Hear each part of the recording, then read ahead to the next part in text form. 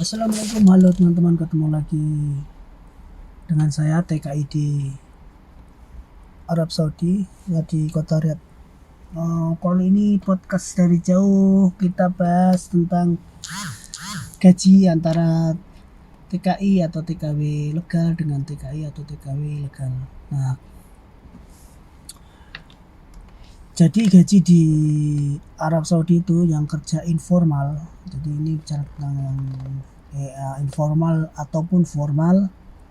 Nah, untuk yang legal ataupun yang ilegal. Kalau yang informal, untuk ilegal masih banyak. Tapi kalau yang formal sudah sangat sedikit ya. Yang formal kalau dulu kan ada, misalkan atas nama kafil lain, kemudian dia bisa bekerja ke perusahaan tertentu. Tapi sekarang sudah cukup banyak razia, jadi kemungkinan untuk seperti itu juga susah ya.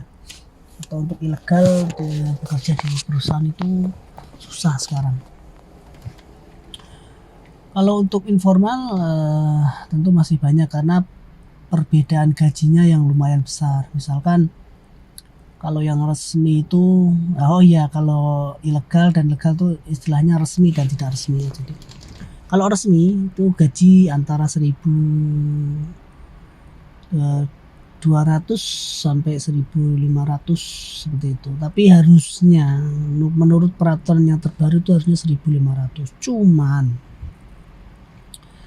Cuman karena pengiriman TKI atau TKW informal itu ditutup, pemerintah Indonesia masih menutup, jadi yang ada itu kebanyakan secara tidak resmi. Jadi misalkan pakai visa ziarah atau ya macam-macam lah, pokoknya macam-macam, atau dia pakai umroh, atau dia dulunya ikut syarikah itu syarikah yang menyediakan untuk misalkan TKW untuk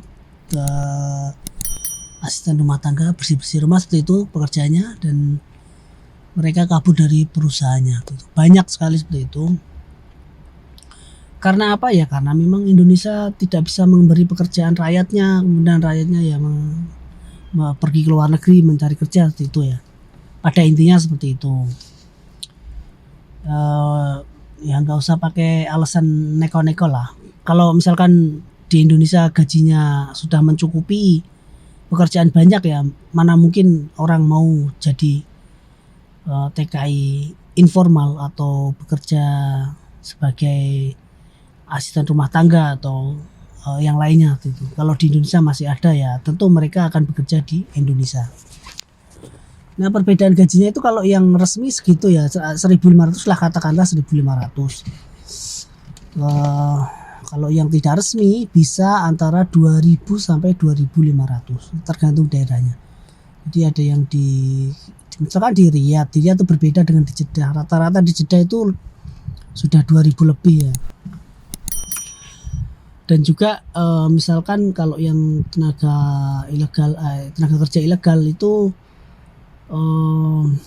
jaringannya itu kebanyakan di Jeddah, karena memang di sana ada komunitas orang Indonesia juga yang mungkin kerjanya juga karena kan banyak yang umroh, jadi banyak tenaga kerja Indonesia di sana. Kemudian karena banyak komunitas, tentu jaringannya juga banyak. Tentu ya, walaupun karena kalau tidak ada jaringan tentu susah seperti di kota-kota lain ya. Ya mungkin ada bisa saja. Misalnya di kota Riyadh juga ada yang ilegal, mungkin juga ada, cuman tidak seperti di kota Jeddah yang lebih banyak gitu, lebih banyak lah pokoknya. Kan di kota-kota lain di Saudi ini, kalau biasanya orang-orang yang ilegal itu larinya ke Jeddah. Kadang ada yang izin umroh nggak balik, dia kerja di Jeddah. Nah, untuk kesananya itu kan nggak mungkin dong kita langsung tiba-tiba kepikiran pengen jadi ilegal. Kalau nggak tahu jaringan misalnya, kan mau tidur di mana kalau di Saudi. Kalau di Malaysia, mungkin di Malaysia kita ilegal masih ada hutan, buat gubuk tidur di hutan. Nah kalau di Saudi gimana, tidurnya nggak bisa. Anda mau tidur di gurun ya mati di gurun, nggak ada air. Kalau di hutan kan masih ada air misalkan gitu ya, di hutan-hutan itu. Kalau di Malaysia sepengetahuan saya seperti itu ya. Jadi kalau ilegal tuh banyak yang buat tenda-tenda di hutan seperti itu. Nah kalau di ini ya harusnya di Saudi ya harusnya nggak bisa, karena ya bagaimana ya, kalau nggak ada jaringan atau tempat untuk singgah itu ya rumah gitu, rumah-rumah atau kos-kosan gitu.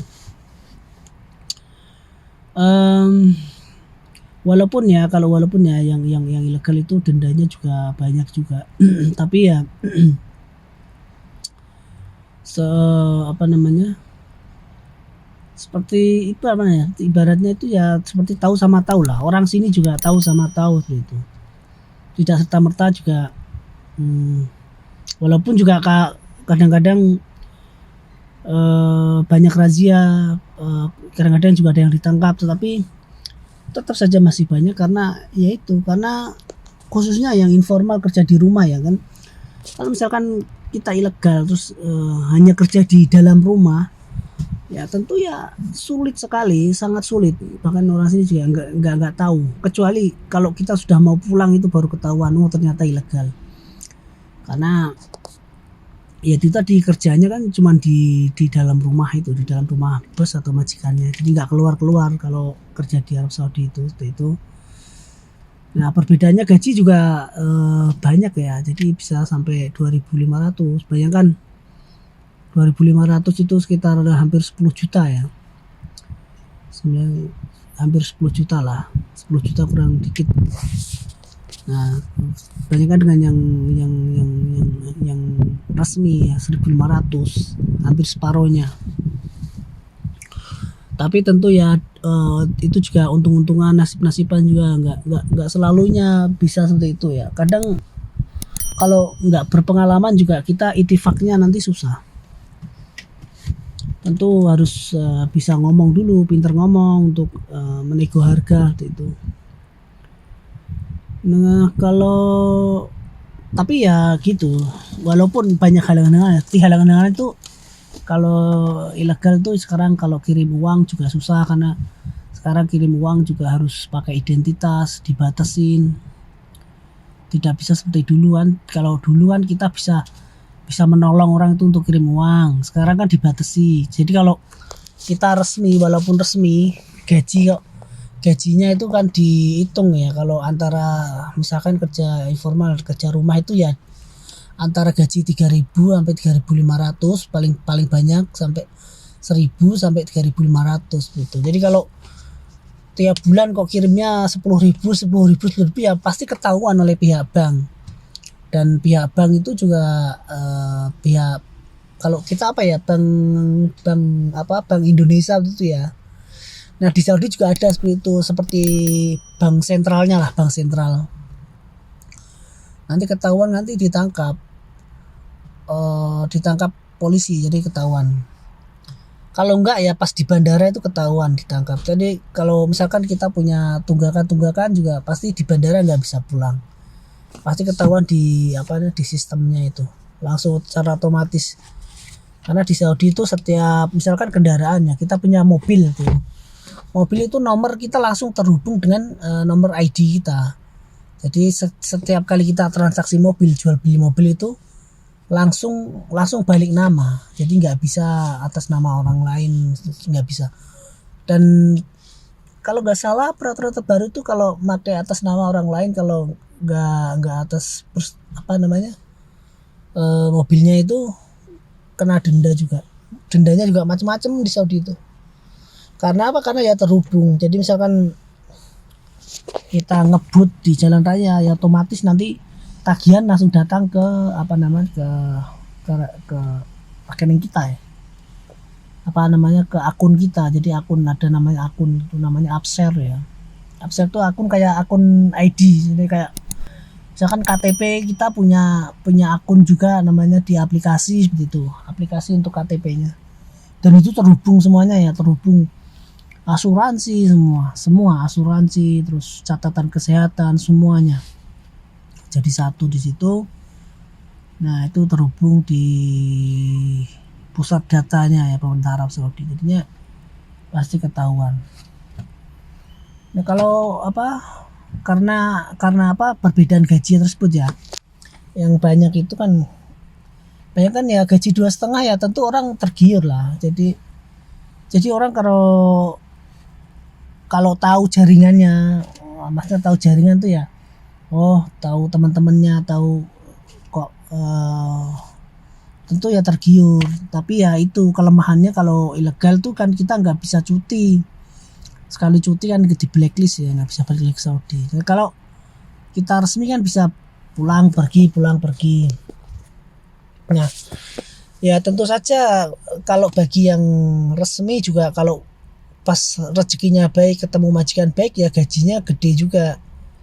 Kadang ada yang 3.000 juga ada, tapi ya tentu itu sudah senior ya, udah puluhan tahun di sini dan majikannya baik ya. Tapi ada juga majikannya nggak baik juga, gajinya itu saja, nggak naik ya. Tentu ya jalan satu-satunya ya kita harus kalau mau resmi lagi ya harus pulang dulu ke Indonesia, kita minta keluar, kemudian balik lagi ke Saudi. Nah pulangnya itu juga nggak gampang juga kalau di Saudi itu. Kalau di Saudi itu kadang-kadang kita mau pulang dipersulit juga. Itu yang agak-agak apa namanya ya, di sini tuh ya nggak kayak di negara-negara lain. Kalau di negara lain kan tinggal kontrak habis ya, kita mau perpanjang apa enggak tinggal pulang gitu.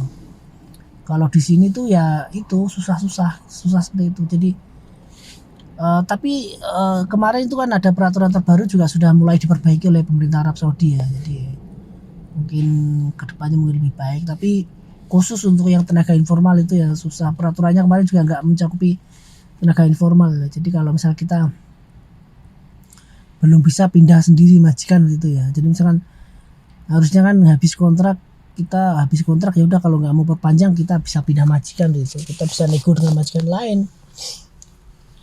Tapi nggak bisa kita atas nama kafil, jadi harus persetujuan kafil baru bisa pindah ke orang lain.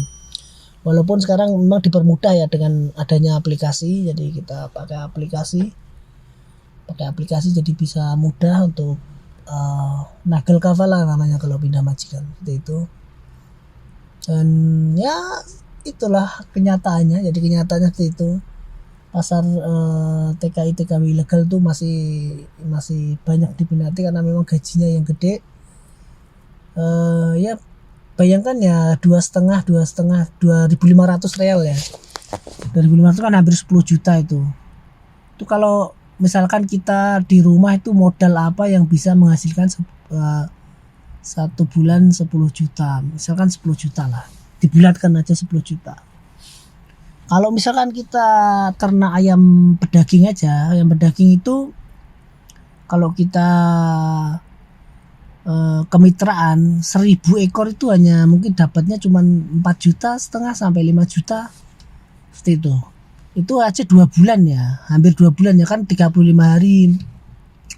Kemudian masa bersih kandang. Nah itu bayangkan segitu. Kalau untuk mencapai